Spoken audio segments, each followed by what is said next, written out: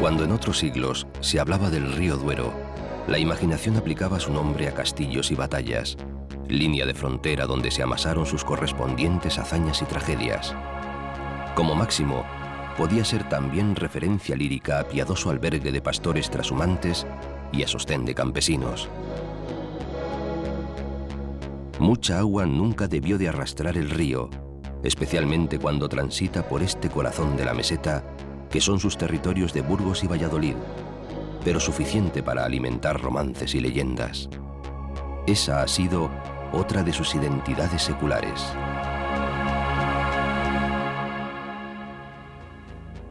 Ahora su nombre se liga con más frecuencia al vino.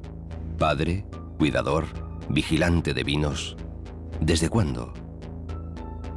Se sabe con certeza que ya en el siglo XII llegaron a estos pagos a fundar el actual monasterio de Valbuena unos monjes venidos de Borgoña. ¿Y qué iban a traer? Sino cantos místicos y plantones de vid. Pero no hace mucho más de 100 años que los oscuros y recios vinos de la región se transformaron en auténticas joyas de la gastronomía. Fue una familia vasca la que aportó cepas internacionales, francesas sobre todo, para enriquecer el viejo pago de Santa Cecilia, que acabó llamándose Vega Sicilia, río por medio del monasterio aquel. Un siglo más tarde, en los años 70 del 20, aparecería Alejandro Fernández en Pesquera de Duero para dar ejemplo a los pequeños viticultores que no habían contado hasta entonces con sabiduría y medios para explotar aquel tesoro. En fin, es una historia larga, muy larga, para unos vinos excepcionales, bien conocidos hoy en todo el mundo. La historia del Duero, río de los romances, convertido en río del vino.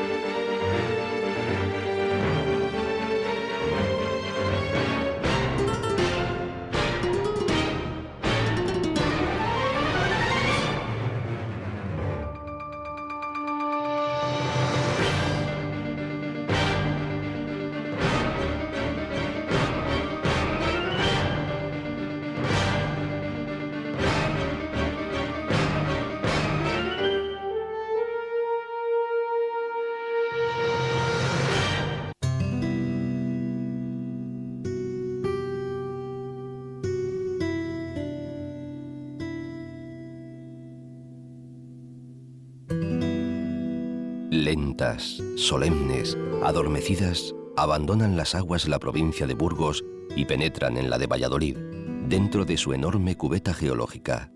Entre desmontes y lomas medio calvas que ellas mismas han organizado, testigos áridos sobre el ondulado páramo cerealista y pobre que las rodea.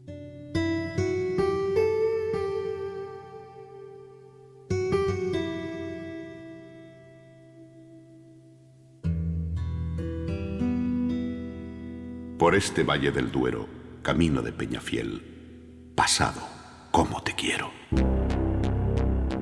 Enseguida llama de lejos el Duero a las puertas de Peñafiel, que posee un río más particular e íntimo llamado Duratón, también cargado de hoces y de arte románico. Poblado estratégico, hace 1000 años se hablaba ya del castillo como de la Penna Fidele.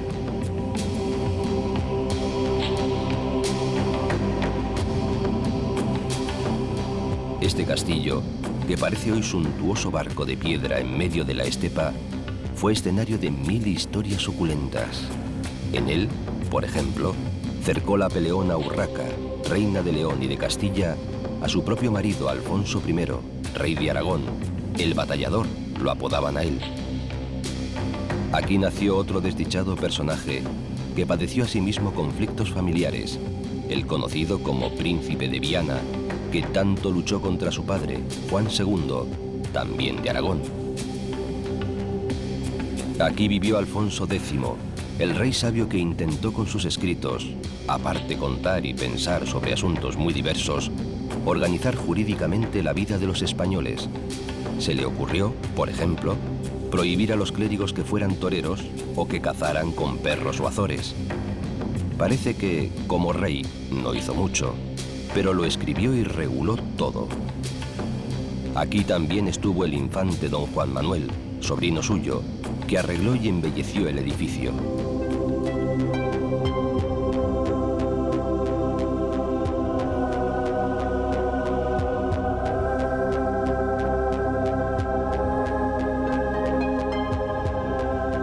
La gloriosa y pétrea fortaleza, en fin, ya con tanta nobleza entre sus piedras, se ha convertido recientemente en museo de vinos, no menos noble y amabilísimo lugar para entretenerse dentro de él.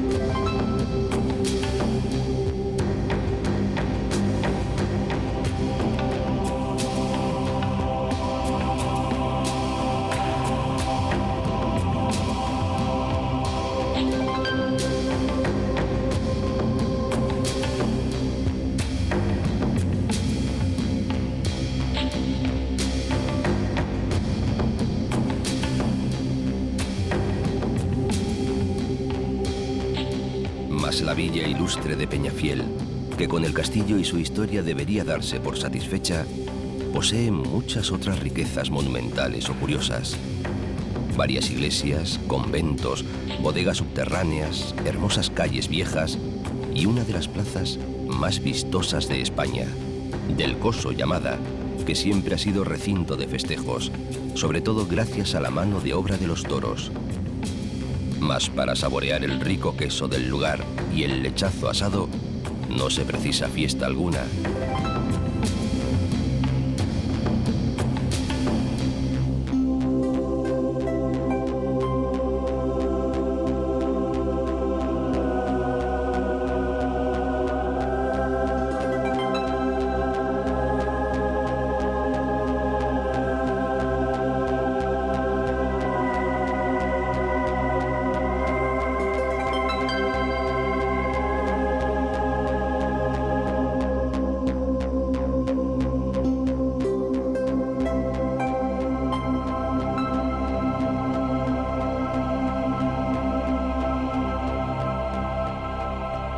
Sigue el río entre vides e historia, en zona de buenos yacimientos arqueológicos, por Pesquera de Duero, que conserva iglesia herreriana y plaza porticada.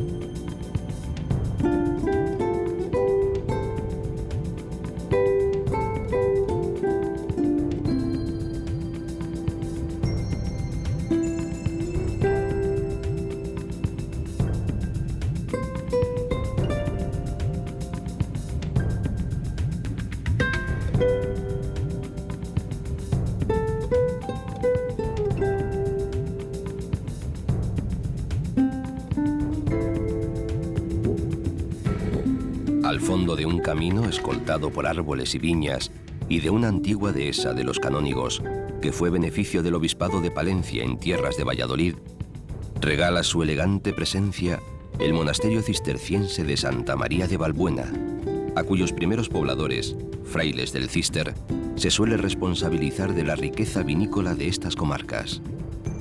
Y, ¿por qué no?, también a la remota condesa Estefanía, nieta del conde Ansúrez, pues ella pagó el viaje y los trabajos a los monjes blancos franceses a partir del año 1143.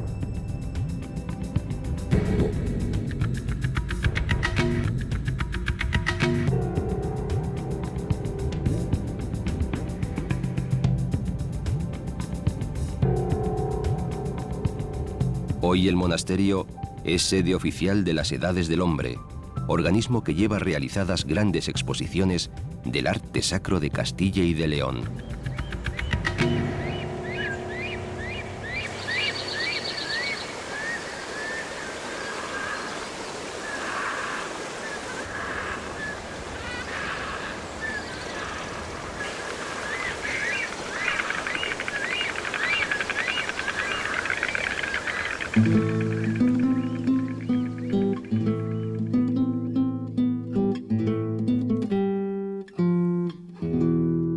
Las dos quintanillas, la de arriba y la de abajo, esta última rebautizada como de Onésimo, ensartan hoy sus nombres con las excelencias de sus vinos. De esa segunda quintanilla arranca todavía hoy, con aguas del Duero, un canal de medio centenar de kilómetros abierto a partir de 1880, siguiendo la tradición de los regadíos medievales.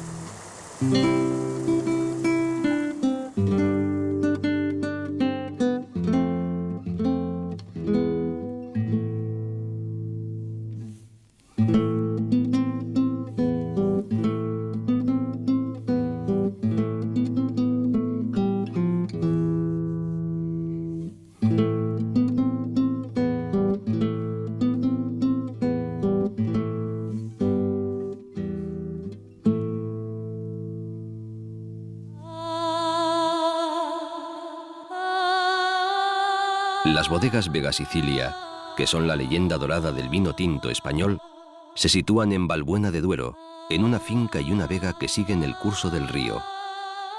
Las fundó en 1864 Eloy Lecanda, aunque en su larga historia han pertenecido a diversos propietarios. Fue Chomin Garramiola quien en 1915 procura el nacimiento de dos vinos excepcionales, Vega Sicilia y Valbuena. La distribución de aquellas primeras botellas comienza a realizarse entre la alta burguesía y la aristocracia, pero no como un objeto comercial. Los propietarios de la bodega ofrecen los vinos como regalo a los buenos amigos de la familia. Así comienza a forjarse la leyenda del vino más exclusivo de España, puesto que no puede adquirirse con dinero, sino con amistad.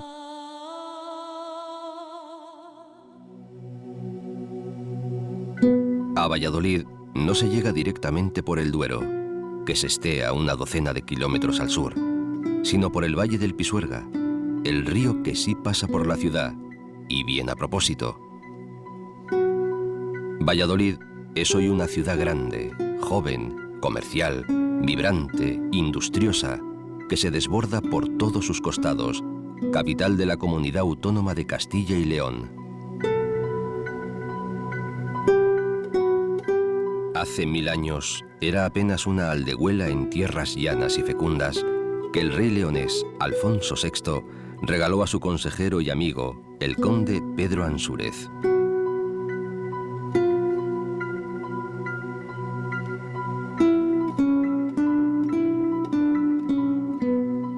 Aquí se casaron Isabel y Fernando. Aquí murió Colón, 24 años después de haber desembarcado en América. Aquí vivió sus desdichas y escribió Cervantes. Aquí nació Felipe II, en un palacio renacentista que es hoy sede de la Diputación. Cuentan que sacaron al infante por una ventana para llevarlo a bautizar a la cercana iglesia gótica de San Pablo. Este mismo personaje, ya rey, decidiría 33 años más tarde, en 1560, trasladar la capitalidad a Madrid, episodio que marcaría el declive de la ciudad.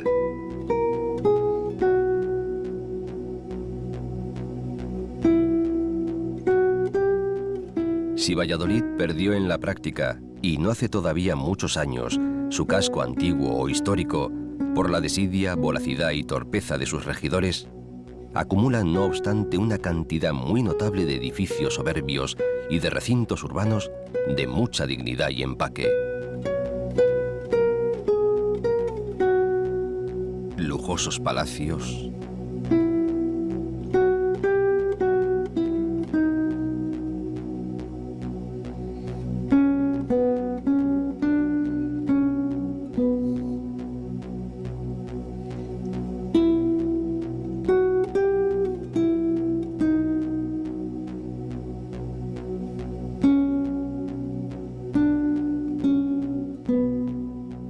iglesias de noble arquitectura, conventos, casas nobles, colegios, universidad, museos.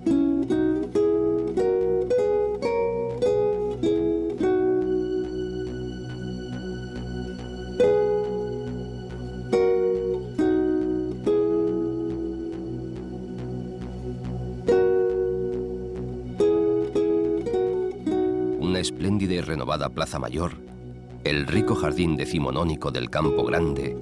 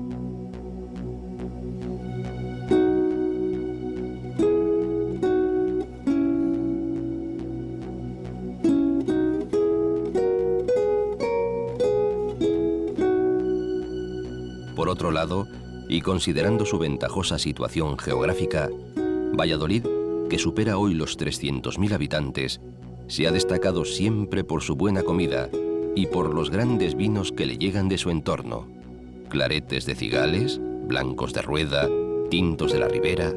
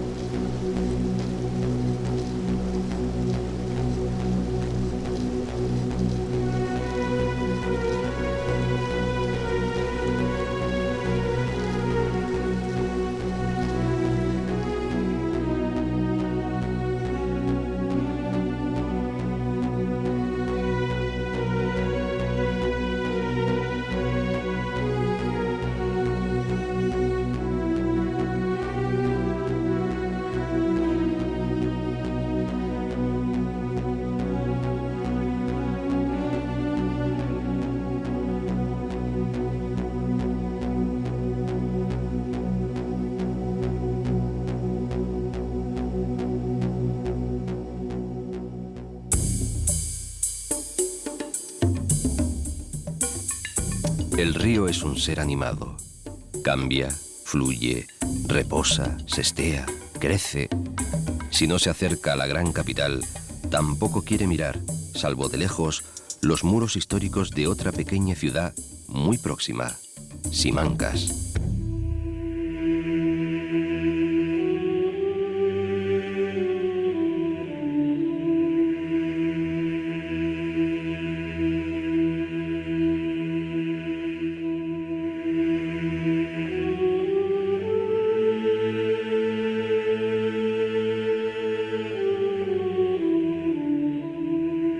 En su castillo-palacio, y desde el año 1563, se guarda el Archivo General del Reino, al borde mismo del Pisuerga.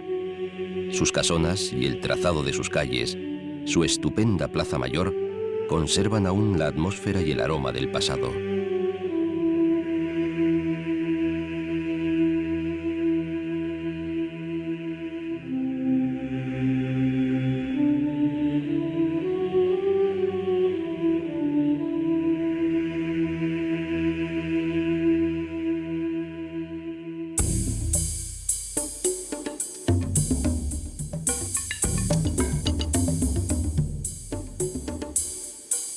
Por encima de Simancas y de los Vergeles, que juntos crean el Pisuerga y el Duero, al norte, entre una sucesión de lomas y alcores de no mucha altura, pero son las únicas elevaciones de la provincia de Valladolid, se distribuyen los llamados Montes Torozos. Allí se ocultan, en valles de modesta vegetación y monte bajo, pequeños pueblos con preciosas iglesias mozárabes y románicas, castillos e insólitos monasterios.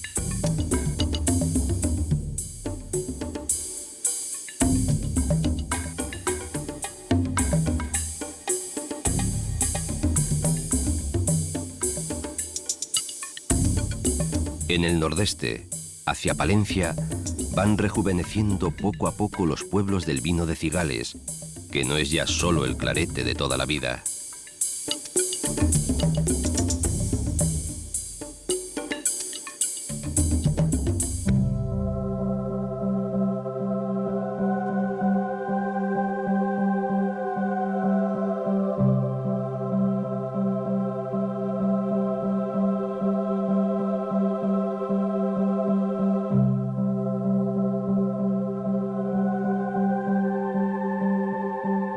Y en el noroeste, asomado ya sobre la estepa de Tierra de Campos, el pueblo amurallado de Urueña, fronterizo en algún rincón de su larga historia.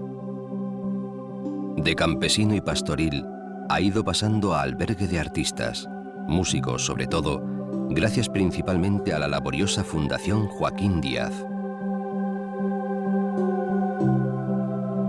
Urueña, cuya recuperación parece milagro, mantiene en pie unos cuantos edificios muy notables y parte del castillo en el que, según cuentan, vivió encerrada la sevillana María de Padilla, por cuyos amores el rey Pedro I abandonaría a su esposa Blanca de Borbón a las 48 horas justas de haberse casado con ella.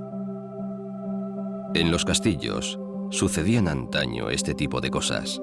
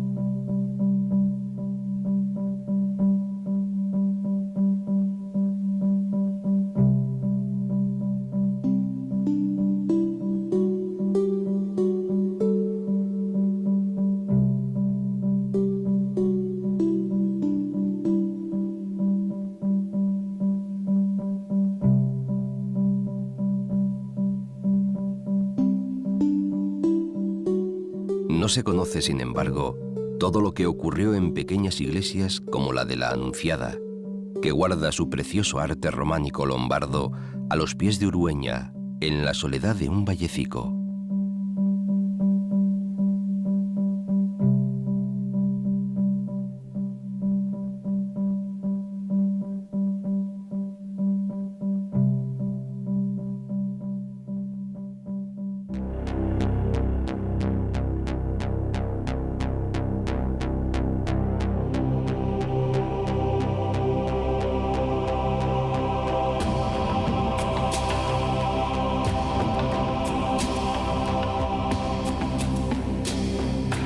Con cierto ímpetu choca el Duero más tarde, tras perfumarse en montes de pinos, con el talud sobre el que resplandece Tordesillas, rico su cauce ahora tras haber recibido del Pisuerga más aguas de las que él mismo aporta.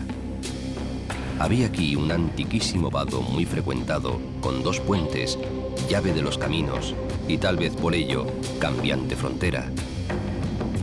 Tordesillas fue en la Edad Media una de las ciudades principales de León y de Castilla. Por eso sucedieron entre sus murallas, hoy agostadas, grandes cosas, y por eso los tiempos han dejado riquezas y melancolías tan notorias. Aquí, por citar alguna solemnidad, se firmó en 1494 el célebre tratado que pretendía repartir el mundo entre españoles y portugueses, mejor dicho, entre sus reyes respectivos, los católicos por parte española y bajo el control del papado.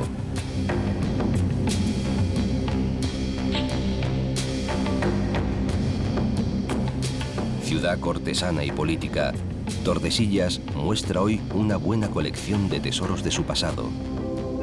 El principal es, sin duda, el convento de Santa Clara, antiguo palacio real que construyera Alfonso XI para celebrar su victoria sobre los musulmanes junto al río Salado, con baños árabes, decoración almohade y yeserías moriscas, lo que señala muy bien sus preferencias estéticas. Y entre otras lastimosas y fantasmales presencias, figura la de la pobre y deprimida doña Juana, llamada la Loca, y durante 46 años, nada menos, hasta su muerte en 1555. Triste está la reina, triste, triste, que no está riendo. O la de Leonor de Guzmán, o la de María de Padilla. Hay más conventos, palacios e iglesias en Tordesillas que evocan un pasado agitado e intenso, así como una estupenda plaza porticada del siglo XVII que albergó tal vez historias más placenteras.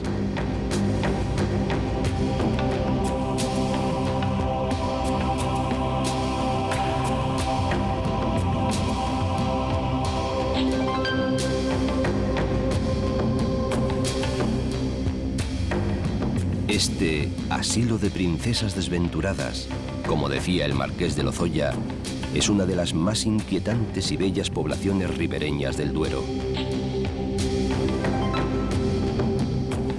Mas sigue el Duero su camino de siglos a través de los mismos paisajes que convirtieron en lacrimoso Jeremías al célebre notario de Fromista, don Julio Senador, en su inolvidable libro La canción del Duero. Hace ya 80 años, mas las cosas han cambiado mucho y para bien. Nada encontré en el camino, ni un desmayado sauce que derramara sobre mí sus flores. Tan solo el fúnebre silencio de una campiña taciturna. Así hacía hablar al río el dolorido escritor.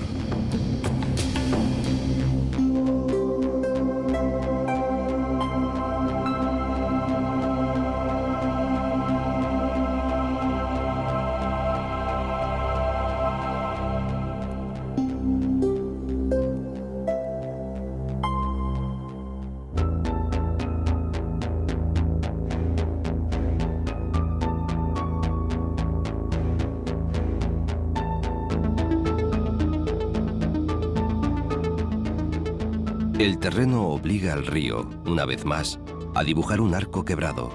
Hay poca población hasta Castronuño, plantado en lo alto del Cerro de la Muela, último pueblo vallisoletano antes de entrar en la provincia de Zamora. Fue aldea romana de refugio, tiene iglesia gótica y también los restos de un castillo de la época de la frontera.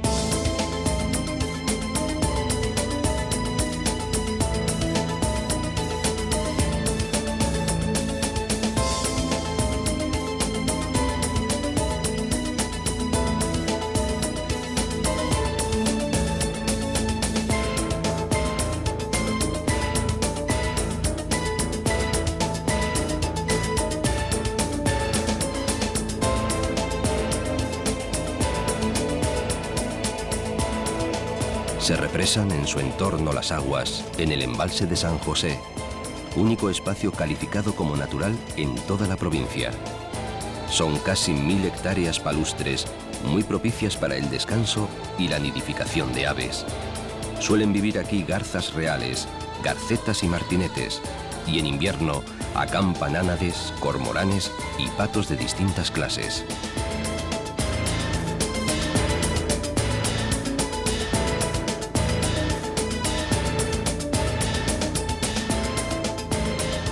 Al costado de estos risueños paisajes siguen vibrando historias antiguas, leyendas imperecederas, emociones secretas.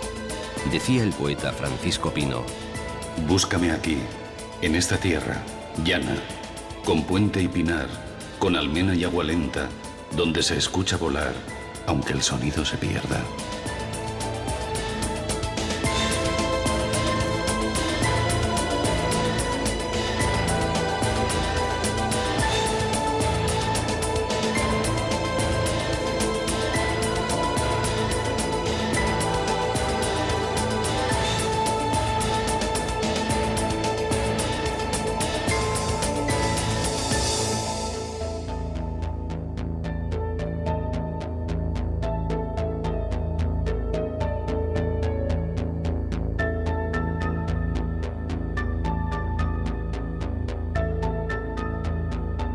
De nuevo, como en Tordesillas, encuentra el río otro murallón, que es ahora sostén de la ciudad de Toro, y ha de rectificar su camino hacia el oeste bajo un suntuoso puente románico con 8 siglos de servicio.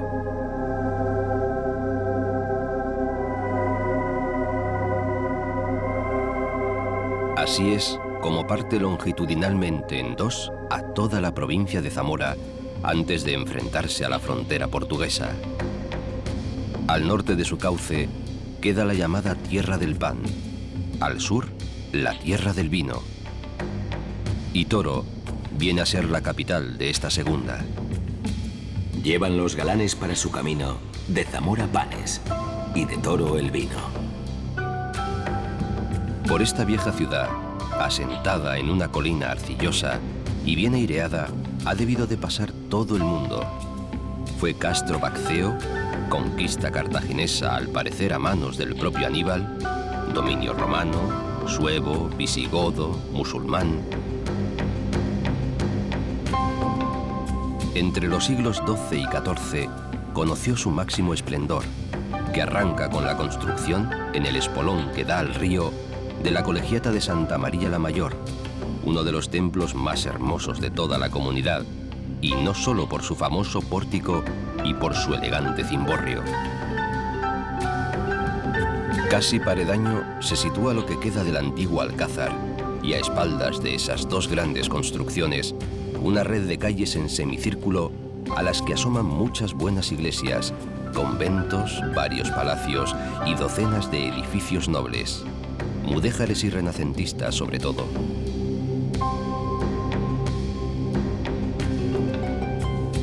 Hay que recordar que Toro fue varias veces sede de Cortes Generales y que más tarde, y hasta 1833, fue también capital de una provincia que llegaba hasta las tierras cántabras de Reynosa.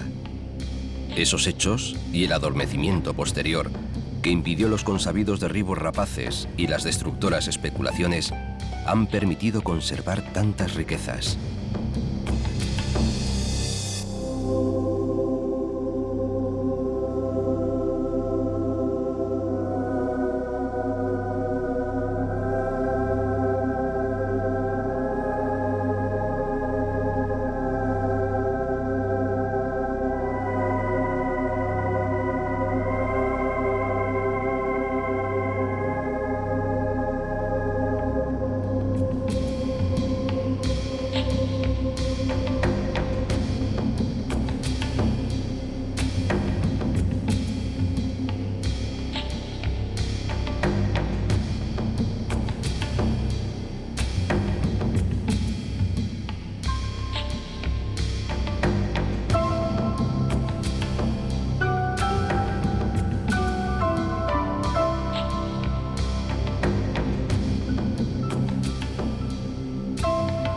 Hoy su riqueza mayor es quizás el vino, del que antaño se decía, es oro, aunque prieto como el moro.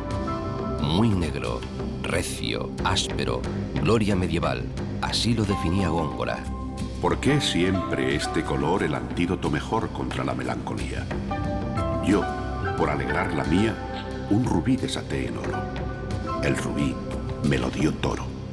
Parece que era este el vino preferido de los peregrinos jacobeos y, en realidad, de todos los pobladores del norte de España. El rey leonés Alfonso IX hubo de ceder tierras propias al cabildo compostelano para que produjeran caldos propios para la mesa de obispos, canónigos y chantres. Fue también el vino de las carabelas que viajaban a América, porque lograba mantener su alta graduación alcohólica durante las largas travesías, y hasta cuentan que la Pinta fue bautizada así en honor a ese vino por el fraile toresano Diego de Deza. Más tarde, sería exportación principal a las colonias hasta mediado el siglo XVII.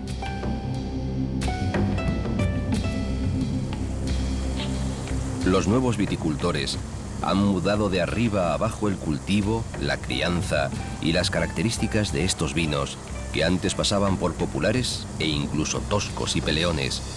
Su dignidad y superior categoría son ya apreciadas en todas partes, tanto en España como en muchos países extranjeros.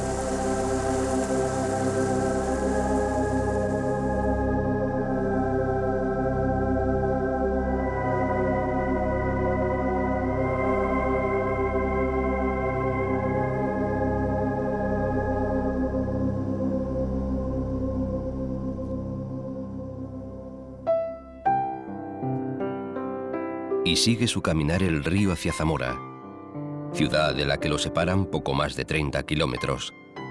Son paisajes suaves de vega, con alamedas y pinares, jardín entre los dos costados de páramos y montes bajos.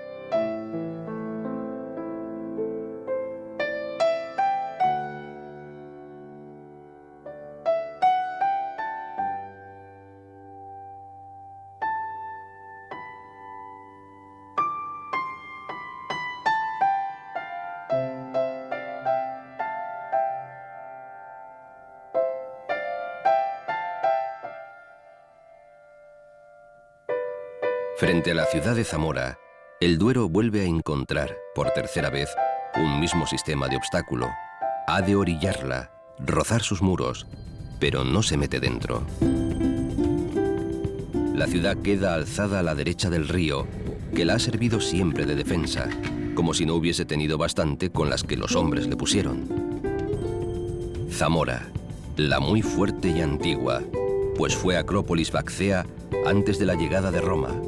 Fue después mansión o posada en la Vía de la Plata, es decir, en la importantísima calzada que unía Mérida con Astorga. Ocelum Duri, Ojo del Duero, a causa del gran puente que salvaba el río. Muchos creen que Viriato nació y luchó aquí. Fue más tarde límite de asentamiento de los visigodos, y los musulmanes pelearon mucho por ella a los leoneses, aunque solo la tuvieron por poco tiempo. Zamora, la bien murada. Se cree que su nombre actual viene de entonces, del suevo semure o del árabe asemur. Antes del año 900 aparece ya bien repoblada y siempre Plaza Fuerte es escenario de un puñado de sucesos históricos bien arropados de leyenda, bajo el axioma de que no se ganó Zamora en una hora. Guarte, guarte, rey don Sancho, no digas que no te aviso, que de dentro de Zamora un alevoso ha salido. Varias generaciones de estudiantes españoles aprendían de memoria este famoso romance de la falsa traición de Bellido Dolfos durante el cerco que puso a Zamora el rey Sancho, hermano de doña Urraca, dueña entonces de la ciudad.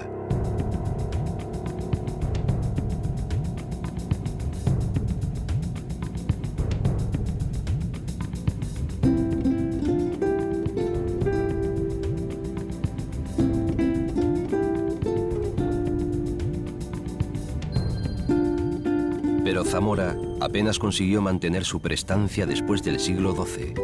Su letargo y decadencia, como ocurrió en Toro, favorecieron la conservación de un buen patrimonio histórico. Por ejemplo, una veintena de iglesias, románicas muchas de ellas, bellísimas. Una catedral también románica y con cimborrio bizantino, pero castigada por las reformas.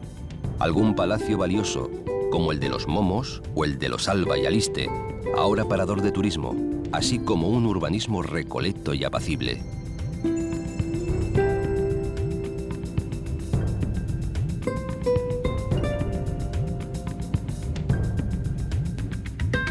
Muchas callejuelas dan a la cerca amurallada, desde la cual resplandece el espectáculo del río, con su gran puente medieval sobre su base romana, y las antiguas aceñas por encima de las cuales vuelan gaviotas llegadas de muy lejos, quizá de Oporto.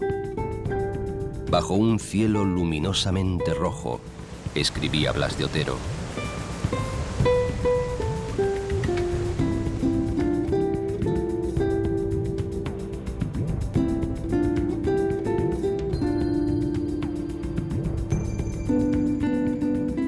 La capital moderna va creciendo hacia el este.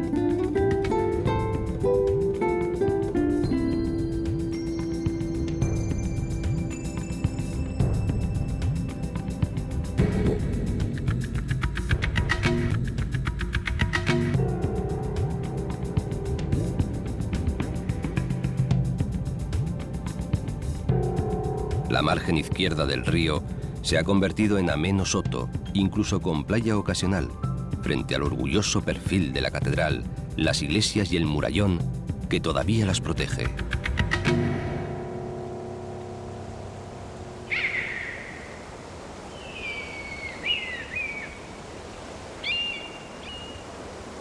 Luego de haber rendido honesta pleitesía a la histórica y discreta ciudad de Zamora, segunda capital de provincia a la que roza, el Duero continúa sus pasos, ahora en grande soledad, por entre los campos de Aliste y de Sayago. Muy al norte se divisan las alturas de la Sierra de la Culebra, que todavía alberga lobos. Son tierras todas llanas y más bien pobres, tierras bravas, les dicen allí, de poco alimento, abultadas de granitos, parceladas con vallas de piedra para acoger al ganado, naturalmente poco pobladas y animadas por hermosos robles que a veces se abaten sin mucho respeto y sin necesidad alguna.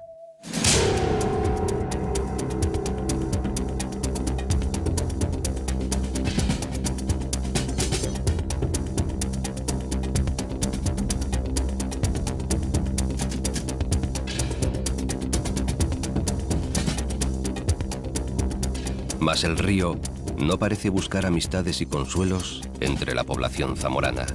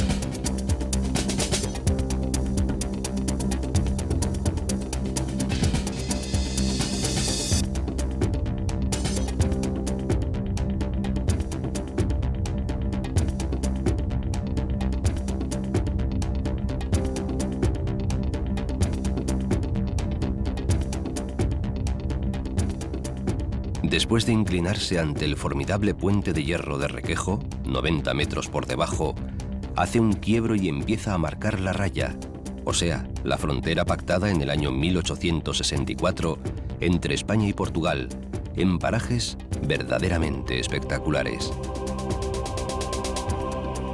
La zona recibe ya el título de Parque Natural de los Arribes del Duero y del Águeda.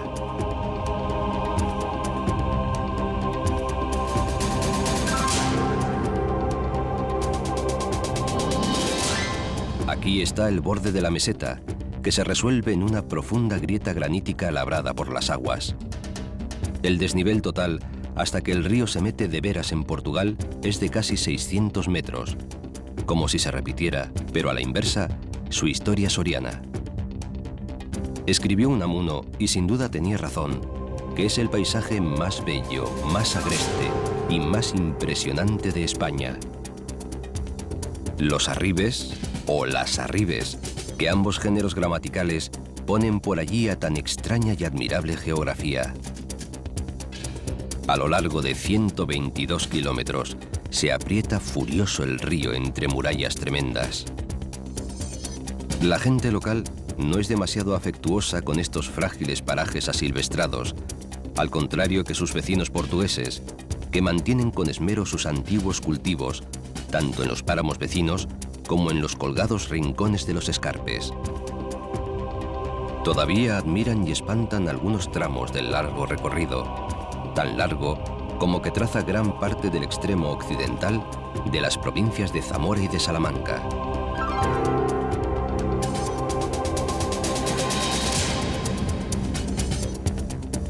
Las grandes hoces, barrancas y pelados farallones no son exclusivas del Duero, sino, y a veces más imponentes, de los afluentes que se le van uniendo por estos pagos.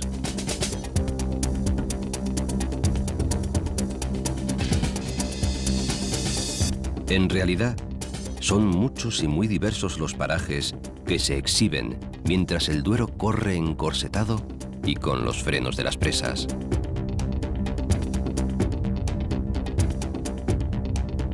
Que pueden también disfrutarse en las naves que ahora realizan cruceros de mayor o menor envergadura sobre las domesticadas aguas.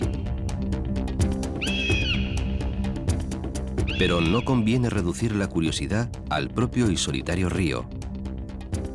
Dentro o en los aledaños del joven parque natural, en las pobres y pedregosas tierras, tropieza el camino con pueblos que en ocasiones fueron castros prehistóricos, pueblos con ermitas e iglesias antiguas, a veces con berracos de piedra a sus puertas, en algunos lugares llamados mulas, o estelas romanas adosadas a los muros de las casas, despojos de una historia que también pasó y se fijó aquí, aunque huyera luego.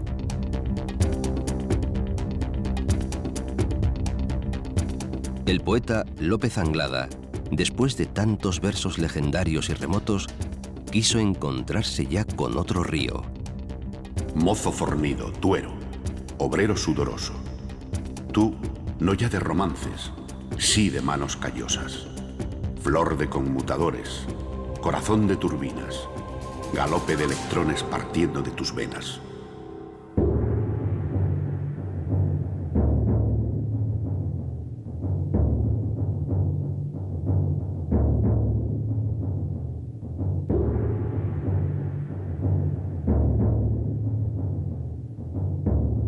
Sin duda, la población más recia y solvente de estos solitarios parajes es la zamorana Fermoselle, más o menos a medio trecho del paseo fronterizo del río, cerca de su unión con el Tormes. Es villa tan específica del Duero, ganadera y agrícola, que últimamente se dedica con preferencia al buen vino, a base sobre todo de una uva autóctona que porta el extraño nombre de Juan García y tiene un gusto peculiar.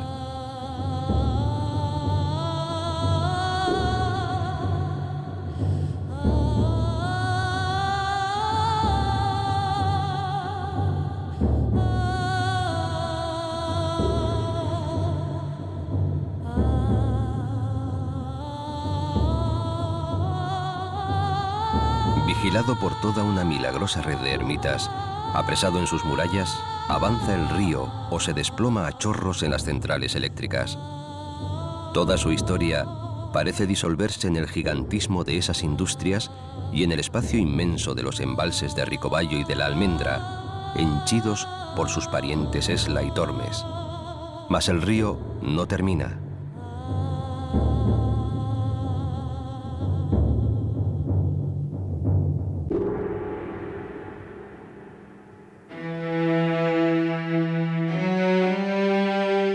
Con sus gentes y sus pájaros, tascando siempre la brida de los embalses, alumbrando sin descanso vinos, gira una vez más del sur al oeste, después de los escarpes de Saucelle y poco antes de que el Tormes le dé un beso de despedida, para buscar en tierras portuguesas su otra vida entre las olas del Atlántico.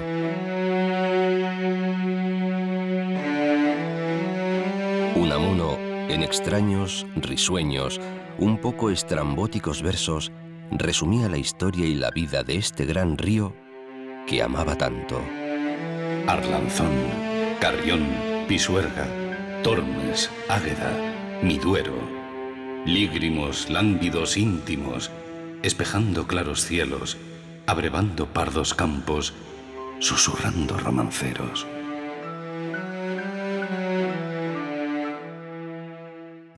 Yo voy soñando caminos de la tarde, las colinas doradas, los verdes pinos y las encinas, ¿a dónde el camino irá? ¿A dónde el camino irá? Yo voy cantando viajero a lo largo del sendero, la tarde cayendo está, la tarde cayendo está.